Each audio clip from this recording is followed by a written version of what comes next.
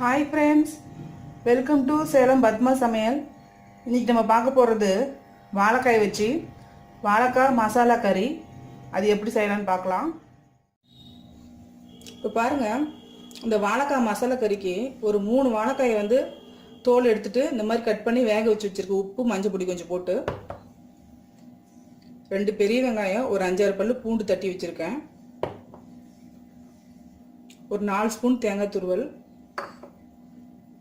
இதுக்கு முக்கியமாக இந்த மசாலா இதுக்கு பார்த்தீங்கன்னா 2 ஸ்பூன் மல்லி, 1/4 ஸ்பூன் சோம்பு, 1/4 ஸ்பூன் மிளகு, ஒரு சின்ன பட்டை, 2 லவங்கம், ஒரு 4 வரமிளகாய். இது வந்து ட்ரையாக ரோஸ்ட் பண்ணிவிட்டு மிக்சியில் அரைச்சிக்கணும்.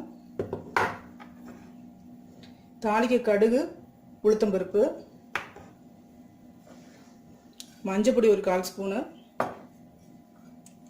உப்பு தேவையான அளவு,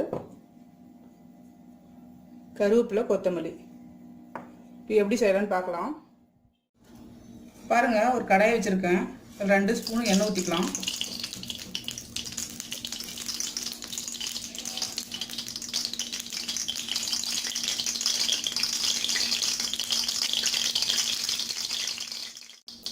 இப்போ இந்த கடுகு உளுத்தம்பருப்பு போட்டுக்கலாம்.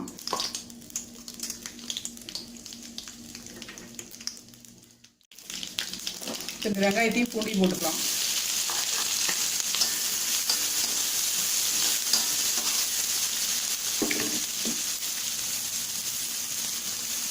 கருவேப்பிலை போட்டுக்கலாம்.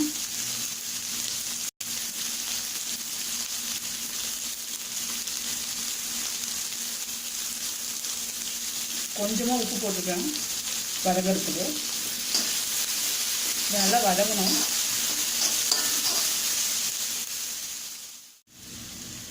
இந்த வெங்காயம் வதங்கிடுச்சு. இந்த வாழைக்காய் போட்டுடலாம்.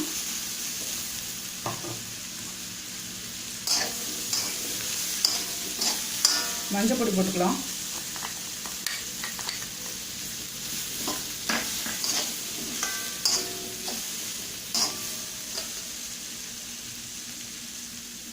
உப்பு ஒரு 1/2 ஸ்பூன் போடுறேன்.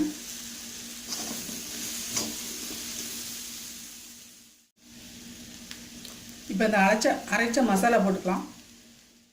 பாருங்கள், மிக்சியில் பவுடர் பண்ணி வச்சுருக்கோம். இந்த மசாலா போட்டுக்கலாம்.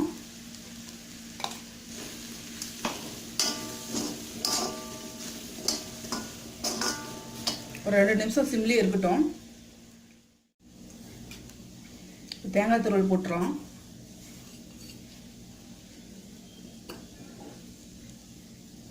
மல்லித்தலை போட்டுட்டு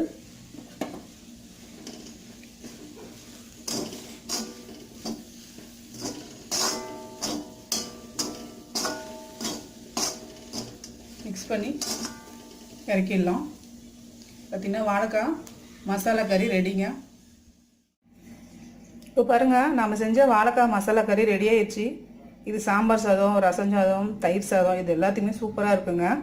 ட்ரை பண்ணி பாருங்கள். பிடிச்சிருந்தா மறக்காமல் சப்ஸ்கிரைப் பண்ணுங்கள்.